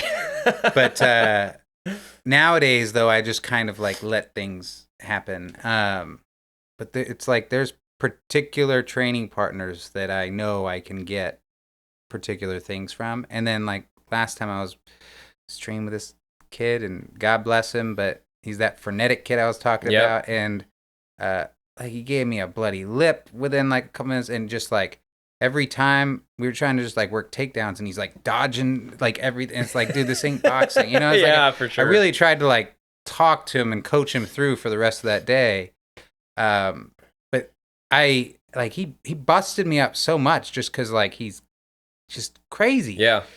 And so it's like that company you keep, and then we kind of like do our we work on some moves for the day, and then the end of the training session ends with like kind of free rolls and stuff.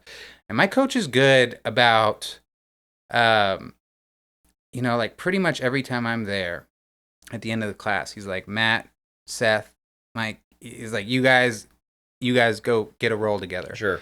He just like kind of forces it because he knows it's kind of like that, when to lead, when to follow. And like when you have a gym where there's someone that you can trust to like just follow, they know what's up. And like my coach now is very much that. It's like I trust his discernment in this stuff, and I know what he's doing, and I can see it. He's like pairing up all the hard matches essentially. It's like he knows what he's doing, and he's forcing that because he knows that like iron sharpening iron. Sure. But it's like the community at the gym is important and where you're going, but like also even just like on a micro level, it's like the people that you're spending the time on the rolls with and you're going live with, they like those roles have the ability to like level up, and like kind of even to your complacency thing, it's like a lot of times I want to just not have those hard rolls, and just kind of like trusting and deferring to your coach and not taking the easy way yields returns over time. Yeah. No, I think that's exactly right, dude. I think that's exactly right. That was actually the most, I don't know, that point for me like hits home the most, because I feel like that's been the thing that has been on my mind a lot lately. Especially, we were talking about before the start of this, I'm really exploring this idea of, I mean, if I'm being realistic, this idea of converting to orthodoxy, right? Which is something that I didn't grow up with, but I'm surrounding myself, and the more that I surround myself with not just people, but online content or literature that is in the orthodox vein, the more I feel pulled in that direction. So and again, it's just another nod to this idea of being intentional with what you choose to surround yourself with, whether it be, again, just whatever you're consuming. That could be relationships or that's very insightful. Also, it's like all the stuff you're consuming also counts. Yeah, totally. Like that stuff, like that's a great point. Yep, totally. Things you're putting in, and really like as orthodox, we would refer to it as like your gates. It's like your senses. The things you're letting into your eyes, your ears, your mouth. It's like all your senses are essentially gates, and so 100%. The stuff that you're scrolling through makes it in, infects you. So like that's part of your community. Sure. It's so like what you're talking about, the idea of gates. I was just having this thought back to like when I was a kid, because when you're a child, I feel like your gate is much more narrow, right? And something I think about this very vivid memory of like when I would hear someone say "shut up" to someone. I would have like this image of like fire and gnashing of teeth like in my brain when I would hear those terms, where it's like it's so ubiquitous now that it's like whatever. And so like, but as you get more accustomed to letting that kind of stuff in your ears, whether it's music or movies or, you know, whatever it might be, it's like, okay, your gate is becoming wider and wider, and you're no longer recognizing this stuff as what it is and being as either as degenerate or hateful or as evil as it is. And that's a very fascinating idea. I've never thought about it in those terms before, but like the idea of having gates is I find some serious profundity in that idea. I think it's a really cool way to view this. Yeah, totally. And also, you know, not to go too far on this, but like when you enter into the church, you're chrismated, and the priest basically anoints and blesses like all your gates. Gotcha. For that purpose of like guarding against things coming in all these places. Yeah. Oh, I love it. Anyway. Okay, fifth one. Reason I'm wearing my shirt. We're going back to Uncle Bruce. Okay. Be water. Yeah. Be water, my friend. Slight digression. Like Bruce Lee was like really helpful and impactful for like me coming back in this last round when I was living with Cody. Like I really went down kind of this rabbit hole of like listening to his daughter Shannon Lee does like she did I haven't listened in a few years, but she did this podcast that was like really great, kind of talking about all her father's you know things, and like had a really great podcast that was helpful. And I went back and I read, what is it, Jeet Kune Do or something, the Tao of Jeet Kune Do. Yeah, the book. I don't know, it was, like I thought it was really cool. And then like, you know, as I'm prepping for fights, I'm kind of just like reading how he like conceives this stuff, and it's just like it's in such like an artistic beautiful way that was like unique. But as far as like water is concerned, you know, it's like water takes the path of least resistance, right? And it's like I think it's just kind of cool to think about the properties of some of this stuff, right? It's like as water travels, like think of like a stream or something, you know, it's like it erodes things as it goes. Like over time it kind of erodes like hard surfaces and things, right? It just kind of like wears those down. I'll circle back to that. Okay. My notes are so haphazard here. Like now we're jumping into Sun Tzu. Yeah. So we'll just do it.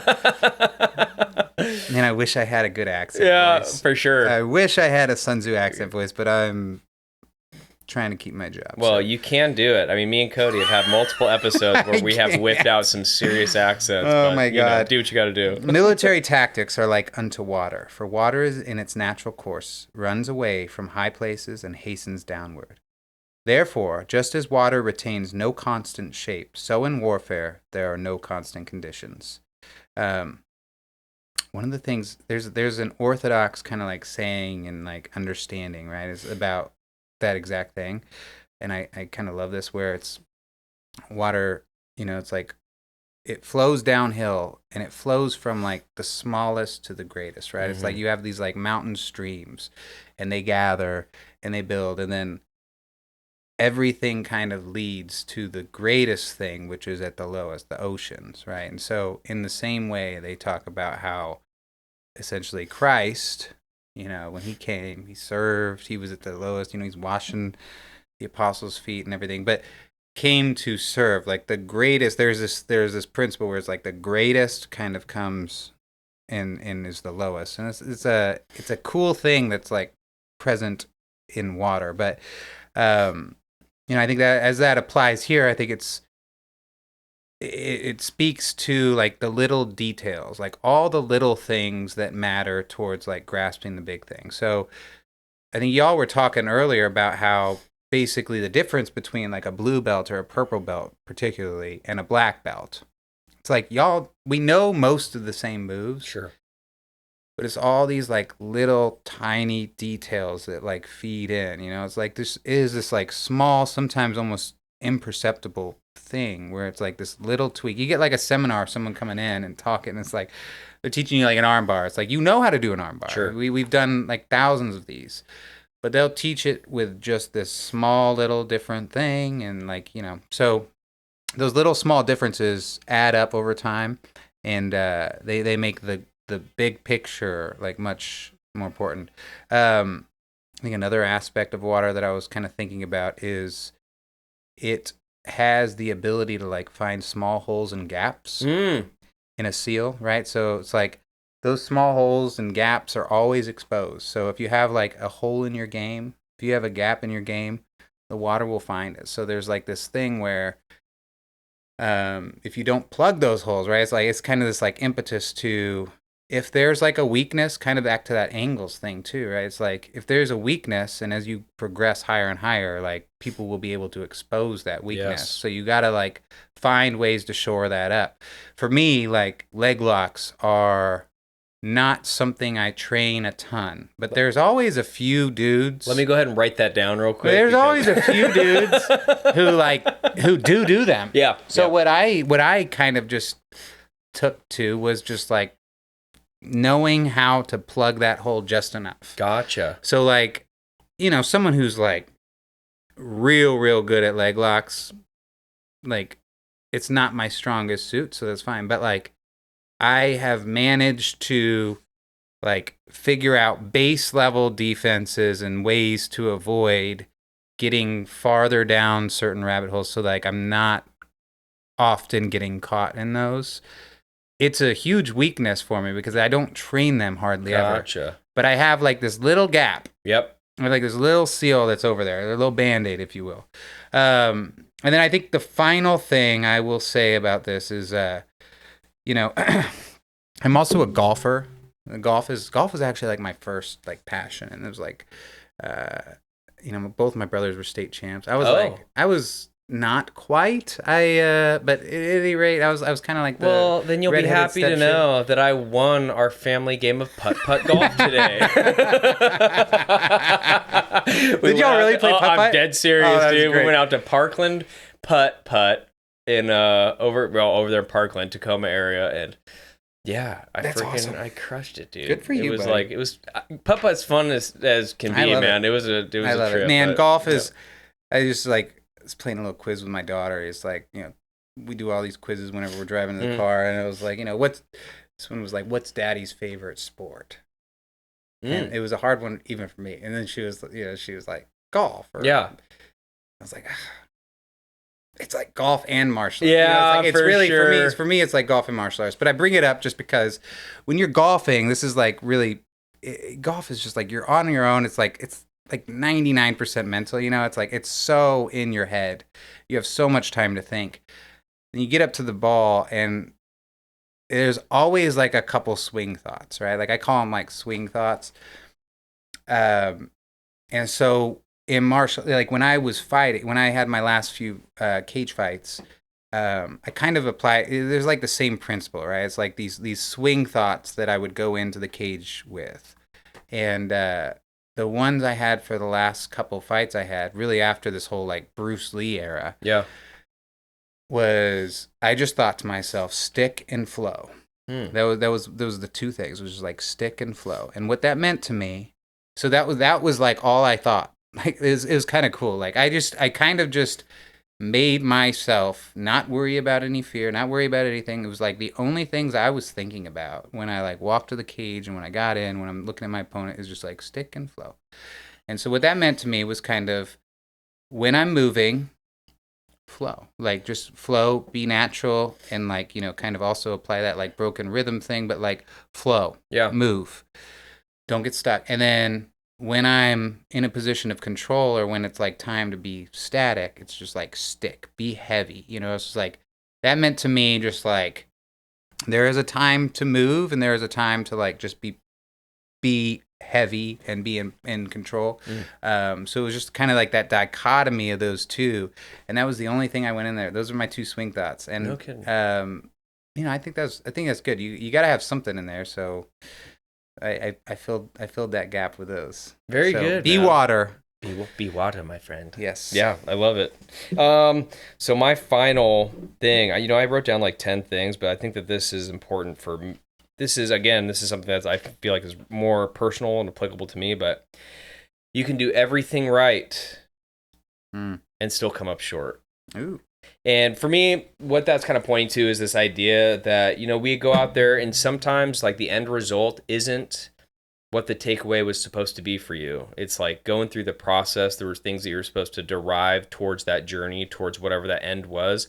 But if the end wasn't necessarily a gold medal or, getting your hand raised at the end of a fight, that doesn't mean it was all for naught, right? It doesn't mean that, sometimes you can prepare for something and you can do all the next right things on your way to try to achieve something, and still you're not going to quite, it's not going to end up in the way that you identify as being the optimal outcome. But that doesn't necessarily mean it was not what was meant to be for you, right? So, I'm someone who, I think about this a lot when it comes to like making mistakes. Like for me, I'm someone, when I make a mistake, like I'm so hard on myself, and it could be something I've never done before, but like when I take a step back, I'm like, dude, how the hell could you have messed that up, and but the more that like I train jiu-jitsu, it's like I've had tournaments where I'm like, nope, I literally did as much as I possibly could have. I got up and I was running early with all the tools that I had in my tool belt at the time.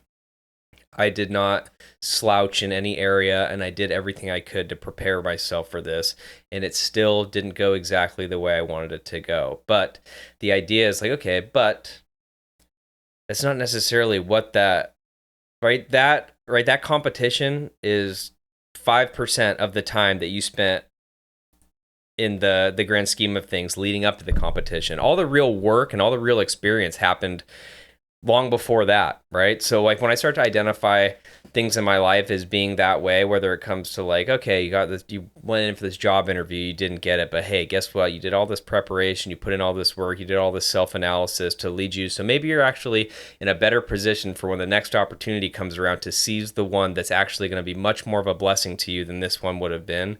And I think about that in terms of jiu-jitsu for sure. And it's really easy because it's like, it's very structured in ways like, okay, you have your competition prep, then you have your competition, here's the result of that. It's not necessarily as clear in real life like what that really looks like. Sometimes that could be, I don't know, raising kids or getting married and stuff like that, where it's like, okay, this didn't end up exactly how I wanted it to end up, but here's all this stuff, and here's all these diamonds that I was able to collect on the back half of that, or I guess the front half of that, leading up to the resolve of whatever that situation might have been. And I think that's something to like really keep in mind. Like it's okay to feel like you come up short. It's not necessarily a commentary on, your character or your work ethic or, fill in the blank however you might, but sometimes it just, hey, sometimes that's just the way it goes, right? And I think that there's this book I was reading. Oh man, what's his name? It's the Slaughterhouse-5 author. Kurt Vonnegut. And there's a quote in there that like it repeats over and over, and it's something like as it goes or so it goes kind of a thing. Yeah. That quote is like a repetitive theme, and that was like, that made some impact on me, where it's like, yeah, sometimes it just be like that, And yeah. I think that it took a long time for me to kind of be able to recognize that, where it was like, okay, well, you don't necessarily have to dwell on the fact that the outcome of it wasn't exactly what you wanted, but like, don't discount what all that experience was. And maybe that's where the value lied, because, this goal that you have over here, we'll for the sake of easy terminology, we'll say this competition that you had over here and all this prep you did. Okay, so you have this, and this is just a little, in the grand scheme of things, this is just a small little footnote on your life. It's like everything kind of comes down to context, right? It's that whole experience, in that it didn't exist in a vacuum. It didn't exist in isolation. It exists within the context of you living a long, full life. And the same thing with your training, right? It's like the competition wasn't this thing that existed in a vacuum. It was this culmination of everything you had done before that. And like, hey, look at where you're at now versus where you were, 5 years ago on your training arc or whatever. And I think that's something that's kind of important to remember. And, as competitive male athletes, dude, it's really easy to kind of get stuck in that idea of like, man, I came up short in this time. But dude, the older I get, the more that I realize that is really that's not really the point. There's like so much more that you get out of those experiences than just the fact that, hey, you got this silver medal in your 3-man weight class than instead of getting the gold. But so yeah, for me, I think that the idea is just to remember, it's like it's not a commentary on the work that you put in necessarily. If you know that, hey, I did what I could and I still came up short, like that's totally okay. It doesn't diminish you, it doesn't diminish your training, it doesn't diminish what you've been doing. It's okay to stay the course, but try to find those those nuggets of value and that exist within that experience. Yeah, I mean, gosh, it's like trying to not get too spiritual because Sure. this, Dude, but it's like be spiritual. But it's all good. it's like that is the whole spiritual life is like about this process. It's not this thing where it's like this singular destination. It's like this process and this constant like failing and getting back up, and it's like that getting back up.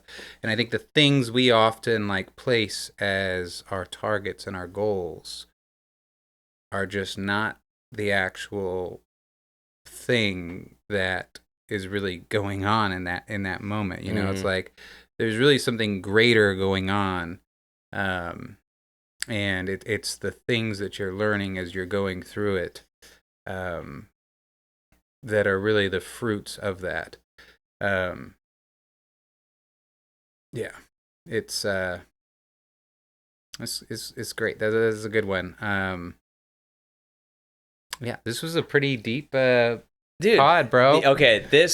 So we are almost at the 2-hour mark, which you're the only one who gets the like, I'm just gonna let them run however long they choose to run, because these are the types of conversations, right, that for me, this is what fills my cup, and this is the stuff that I really enjoy talking about. And it's sometimes I feel like it's hard to find guests that want to talk more in these terms. Some of it is, again, it's like there's certain people that think about life in a certain way, and and I don't mean this disparagingly, but there are certain people that are more deep thinkers when it comes to, the human life and what it means to be, a human being, and they take these things for, things like jiu-jitsu as more than just like a sport, but there's also these spiritual components. Like, I think that those are the conversations for me that I find to be the ones that I walk away from feeling the most. You walk away with it feeling feeling a certain amount of growth, and you feel like you have become enhanced just by virtue of having the conversation. Yeah. So for me, dude, this kind of stuff is like exactly what I'm always looking for. I love looking at these principles that transcend all these different things. I think those are the things to me that really matter and that are really cool. It's like the thing that matters in like martial arts, in my work, project management, in my marriage, church, in like my family life, in like all these different levels that I see in nature. It's like the things that are omnipresent have a particular role, and I love kind of thinking about these and talking about these, and obviously I think Cody was the one that just like totally like poured a lot of this into me, and I think it's beautiful to be able to do this on y'all's podcast because I think this is anything good that I said is really from the influence of him, and all the dumb stuff was mine. So he and I had talked a lot about this, and I'll kind of, before I go with the outro, but this is kind of, in my estimation and the conversations that I was having with Cody, this is what we kind of hoped it would evolve into, was having more conversations along this. We had a lot of conversations about doing episodes that were explicitly about how jiu-jitsu incorporates into our spiritual life and that kind of stuff, and how our interpretation of how it can enhance our relationship with Christ and our relationship with our faith and that kind of stuff. So we would have these kind of conversations that I think we wanted to get to this point, but I think we were both kind of like, well, we were still kind of stuck on that idea of like, well, let's try and create content that people will listen to. Yeah, exactly. So like we're trying to build this thing, but I think that ultimately that we knew that this was truly the type of conversation we were having just now is ultimately what we felt the most draw towards, just generally, like in our day-to-day life. And so I think that it was kind of inevitable that we were going to meet this point where I was like, okay, this is just what it is now. And, it's its own thing. But I totally appreciate you being willing to come out here and talk for 2 hours about this sort of stuff, because I feel like we could go for 2 more, but you are always welcome to come out here. It's like every time over the last 2 episodes, I'm like, why can't he just like live across the street and then we could just do this every episode and I wouldn't need to find guests and it'd be good to go. But as is life. Anyway, guys, it goes. Yeah, so it goes. I hope that's the right quote. I just can't remember. Kurt Vonnegut. I'm at least a bit happy that you remembered his name. I feel like a boss. Yeah, that's pretty slick, dude. That's pretty slick. You should feel proud of yourself. I'd pat myself in the back if I could have remembered. But anyway, guys, thank you. This has been episode 17 of the Grappler's Dilemma podcast, which is 7 more than episode 10. I have to mention it in every episode because most podcasts, 90% of podcasts don't even make to episode 10. So the fact that we're on 17 for me is pretty slick. And we're coming up on our 500th download, which is also awesome. Dude, it's so crazy that it's even able to not just retain people that are listening. I'm sure most of them are guys that like know me personally, but dude, we have some regular listeners in Sweden that we're like, it's really bizarre where I'm like, okay, this is kind of an interesting thing. But so you see that kind of stuff. I feel so thankful. Right? Like when I put it in perspective, like, can you imagine if we had, each episode right now it's getting to the point where we're going to have 100 downloads per episode if it continues in the trajectory. And when I think about would 100 people sitting in front of you and listening to you, just to listen to you talk to someone, that's crazy. Yeah. No, I think as you're going here, right? It's like, I know you and Cody never really knew exactly where this was going. Sure. But like we were just talking about with your 5th point, it's like, it's not really about the destination. Totally. It's not really about the destination. Yeah.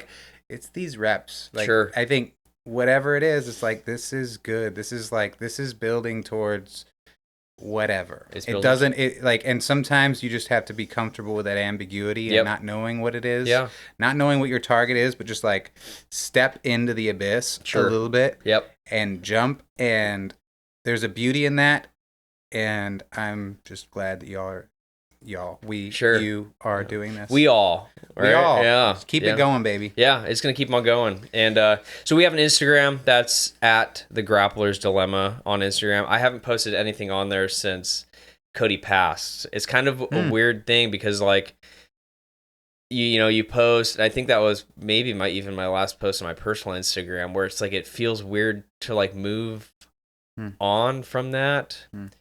Yeah, so that's been kind of an interesting thing. I haven't posted anything on the Grappler's Dilemma podcast, but I do still... I've seen hundreds of your stories. Yeah, I just share it on stories, dude. That's my loophole, my loophole to that emotional stuff. But yeah, so I'll get back on to doing that. I've got this new program that uses AI and stuff to develop clips and stuff from the shows, so maybe I'll start posting some of that kind of stuff, because people have no attention span, so people can't listen to 2-hour episodes, but they will listen to a 30-second excerpt of us talking about Euro Prohaska and stuff like that.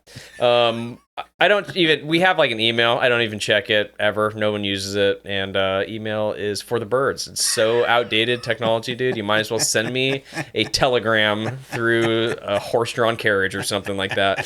So yeah, our next episode, I don't know who I'm going to be talking to, but dude, if you hear this, if you've made it to the end of this episode and you reach out and you say, hey dude, I'd love to come on the podcast. God bless you. I'll have you on. Straight up, I will have you on. I might cut you short, and you certainly aren't going to get 2 hours, but Matt's my boy, and our conversations are really good, so we'll see kind of where that goes. But I made Nate do this too. You did it in the last episode. We always end it with an O, so we have a little tagline, and that's just it. It's going to be the thing, dude. It's going to be on a shirt someday. Who knows? But it's going to catch on eventually. So, with that, train hard, stay safe. Oh,